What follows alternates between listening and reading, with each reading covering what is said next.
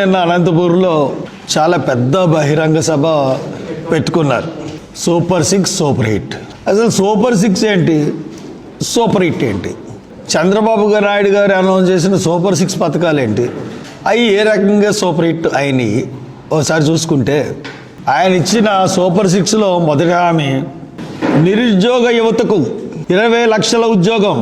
నిరుద్యోగ యువతకు ప్రతి నెల 3,000 నిరుద్యోగ భృతి. This is the first super 6లో ఫస్ట్ పాయింట్. ఇది మీకు తెలుసు ఏమైందో. రెండో హామీ రైతు భరోసా. రాష్ట్రంలో ఉన్న ప్రతి రైతుకి 20,000 ఆర్థిక సాయం. దాన్ని కేంద్ర ప్రభుత్వంతో కలిపి 20,000 తర్వాత సవరించారు. లాస్ట్ ఇయర్ కూడా దాన్ని ఒక్క రూపాయి కూడా ఇవ్వలేదు. ఈ సంవత్సరం 7,000 వేసినట్టుగా పేపర్లో చూశాను. ఇది రెండైనాయి కదా. మూడో హామీ బడికి వెళ్ళే ప్రతి విద్యార్థికి 1వ తరగతి నుంచి ఇంటర్మీడియట్ వరకు ప్రతి విద్యార్థికి 20,000, 15,000 తల్లికి వందనం అని చెప్పి లాస్ట్ ఇయర్ దాన్ని ఊసేలేదు. ఈ సంవత్సరం 13,000, 12,000, 11,000 కింద వేశారు. నాలుగోది రాష్ట్రంలో ఉన్న మహిళలకు 19 సంవత్సరాల నుండి 59 సంవత్సరాల వరకు 19 సంవత్సరాల నుండి 59 సంవత్సరాల వరకు నెలకు 15,000 ఆర్థిక సాయం, 1,500 ఆర్థిక సాయం. ఇది లాస్ట్ గవర్నమెంట్ ఇచ్చింది. ఈ గవర్నమెంట్లో ఇది కానీ ఇస్తే ఆయన పొడుగు మనిషి ఎర్రనాయుడు గారు, అచ్చెన్నాయుడు గారు అన్నారు రాష్ట్రం దివాలా తీస్తుంది అన్నారు. అసలు అనౌన్స్ చేయడం ఎందుకు, ఆ మాటలు ఎందుకు? కొత్త గవర్నమెంట్ ఇచ్చింది కదా, చేత కాలేదు, అది ఫెయిల్. ఐదోది దీపం పథకం. దీపం పథకంలో నిన్న మీటింగ్లో కూడా చాలా లెక్కలు చెప్పాడు ఆయన. కానీ తీరా చూస్తే జూన్, జూలై, ఆగస్ట్, సెప్టెంబర్ సంవత్సరం 4 నెలలు అయింది. అంటే సంవత్సరం 4 నెలలు అయిందంటే 4 సిలిండర్లు ఇవ్వాలి. 4 నెలలకు ఒక సిలిండర్ చెప్పిన సంవత్సరానికి 3 సిలిండర్లు, 3, 4, 12. ఆయన ఇచ్చిన సిలిండర్లు ఎంత ఇచ్చారు అంటే ఒకటే ఒక సిలిండర్ ఇచ్చారు. సెకండ్ 3 ఇవ్వకుండా అది కూడా సక్సెస్ అని నిస్సగ్గుగా చెప్పారు. 6వది ఉచిత బస్సు. 6వది మనం చూసుకున్నట్లయితే 6వది మొన్న ఒక సంవత్సరం ఇవ్వకుండా రేపు మొన్న ఆగస్టు 15తో ఇస్తున్నారు. అది కూడా కొన్ని బస్సులు కావట్లేదు. పోనీ ఎనీహౌ ఇస్ ఈజ్ సక్సెస్. ఒక పథకం సక్సెస్ పెట్టుకుని 2 పథకాలు తల్లికి వందనం కూడా కన్సిడరేషన్లో తీసుకుందాం. ఈ 2 పథకాలు ఒక సంవత్సరం ఎగ్గొట్టి 2వ సంవత్సరం నుంచి ఇస్తూ ఇవన్నీ సక్సెస్ అని ఆయన బహిరంగ సభ పెట్టడంలో అర్థం ఏంటో నాకేం అర్థం అవ్వలేదు. ఇకపోతే ఆయన ఇచ్చిన హామీలు చూద్దాం. 50 ఏళ్ళకే 4,000 పెన్షన్ ఇస్తా అన్నారు బీసీలకు. అది ఏమైందో తెలియదు. తర్వాత బీపీ షుగర్ వంటి మందులకు, బీపీ షుగర్ వంటి వ్యాధులకు ఉచితంగా మందులు ఇస్తా అన్నారు. ఆయన మేనిఫెస్టోలో పెట్టి నేను చెప్తున్నది. దాని గొడవ అసలు నా మీటింగ్లో ఎత్తనే లేదు. ఉచిత ఇసుక ఏ రకంగా ఉంటున్నదో నేను చెప్పవసరం లేదు. చాలా సందర్భాల్లో చెప్పాను.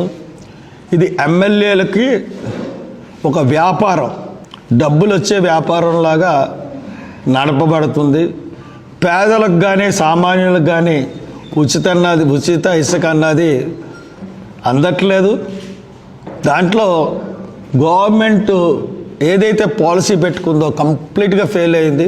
ఇది మధ్యవర్తుల కింద ఎమ్మెల్యేలకు డబ్బులు ఇచ్చే ఉచిత సాధనంగా ఉచిత ఇసుక ఇప్పుడు నడపబడుతుంది. తర్వాత ల్యాండ్ టైటిలింగ్ యాక్ట్, డబ్బులతో పని లేదు కాబట్టి రాగానే ల్యాండ్ టైటిలింగ్ యాక్ట్ రద్దు చేశారు. తర్వాత ఆ పూజారులకు 15,000 ఇస్తా అన్నారు. అది సంవత్సరానికా నెలకా? సంవత్సరానికన్నా సంవత్సరం అయిపోయింది, ఇవ్వలేదు. నెలకన్నా ఇప్పుడు దాకా 16 నెలల వరకు ఇప్పుడు దాకా ఇవ్వలేదు. మరి పూజారులు మరి పవన్ కళ్యాణ్ గారు ఎందుకు మాట్లాడలేదో మాకు అర్థం అవ్వట్లేదు. తర్వాత ప్రతి చేనేత కుటుంబానికి 24,000 ఇస్తా అన్నారు సంవత్సరానికి. సంవత్సరం అయిపోయింది. లోకేష్ కోసమని పెట్టింది. ఎందుకంటే మంగళగిరిలో చేనేత కుటుంబాలు ఎక్కువ. ఆ కుటుంబాలు ఓట్లు రాకపోతే నెగ్గడు లోకేష్ అని చెప్పి ఆ హామీ ఇచ్చారు. సంవత్సరం అయిపోయింది. ఒక్క చేనేత కుటుంబానికి కూడా 24,000 అన్నది ఇవ్వడం అన్నది లేదు. హాజ్ వెళ్ళే ముస్లింలకి 1,00,000 రూపాయలు ఆర్థిక సాయం చేస్తా అన్నాడు. ఆజ్ లాస్ట్ ఇయర్ వెళ్ళారు, మరి ఎంతవరకు సాయం చేశాడన్నది ఆజ్ యాత్రలకు తెలుసు, ముస్లింలందరికీ తెలుసు. బ్యాడ్జ్ ఉన్న ప్రతి డ్రైవర్లకి 15,000 ఇస్తా అన్నాడు, కానీ నిన్న ఆటో డ్రైవర్లకి 15,000 అన్నాడు. దీపావళి సందర్భంగా, దసరా సందర్భంగా, దీపావళి సందర్భంగా 15,000 అన్నాడు. కానీ ఈయనది నిన్న ఇవ్వడం కాదు, ఎలక్షన్ మేనిఫెస్టోలోనే ఇచ్చాడు ఆయన. అది కంప్లీట్గా ఇప్పుడు దాకా సంవత్సరం అయిపోయింది, సంవత్సరం 4 నెలలు అయింది, ఇప్పుడు దాకా ఇవ్వలేదు.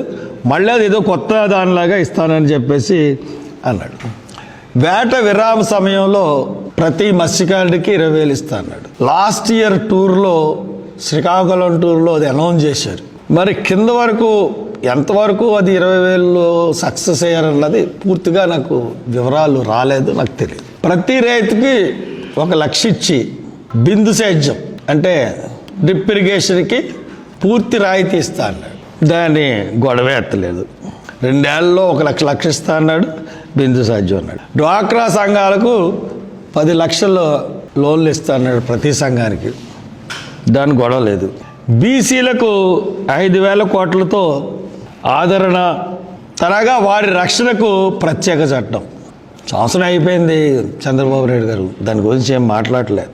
బీసీలకు 24%, 34% రిజర్వేషన్లు స్థానిక సంస్థల్లోనూ, నామినేటెడ్ పోస్టుల్లోనూ. ఇవి తర్వాత పాస్టర్లకి గౌరవ వేతనాలు ప్రతి నెల 7,000. ప్రవీణ్ పగడాల విషయంలో ఇష్యూ రాగానే పాత బాకీలు 6 నెలలు ఇమీడియట్గా ఇచ్చేశారు. Only because of Praveen Pagadala issue పాస్టర్లకి 6 నెలలు 7 నెలలు అది ఇవ్వడం జరిగింది. దాని తర్వాత మళ్ళీ ఇవ్వలే. ఇకపోతే ఇన్ని హామీలు ఇచ్చారు. నిన్న సభలో ఇంకా వాళ్ళ పొగడుకోవడాలు ఎలాగున్నాయంటే అత్యంత దారుణంగా ఉన్నాయి. ఇవన్నీ సక్సెస్ అయినట్టుగా కంప్లీట్గా you failed, not even you getting average marks. ఫెయిల్డ్లో అట్టర్ ఫెయిల్. 100 ప్రోగ్రాలకి నీకు మార్కులు వేయాలని వస్తే 3 మార్కులు వేయాల్సి ఉంటుంది. కాబట్టి as a CM you are a failed CM.